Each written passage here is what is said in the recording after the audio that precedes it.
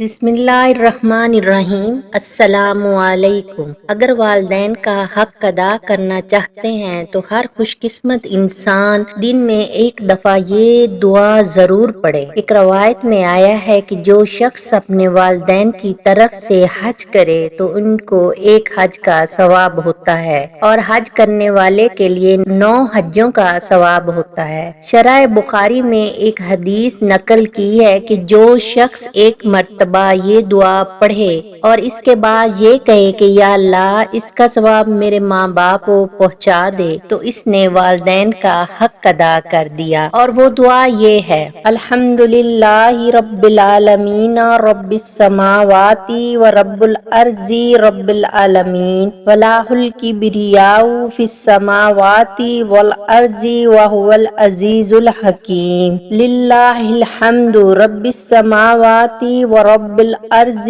رب العالمین ولہ العظمۃ فی السماوات والارض وہو العزیز الحکیم هو الملک رب السماوات و رب الارض و رب العالمین ولاہ النور فی السماوات والارض وہو العزیز الحکیم۔ اللہ تعالی ہم سب کو یہ دعا دن میں ایک دفعہ پڑھنے کی توفیق دے، آمین۔ دعاؤں میں یاد رکھیے گا، اگر آپ نے ابھی تک میرا چینل سبسکرائب نہیں کیا تو پلیز میرے چینل کو سبسکرائب کر دیں۔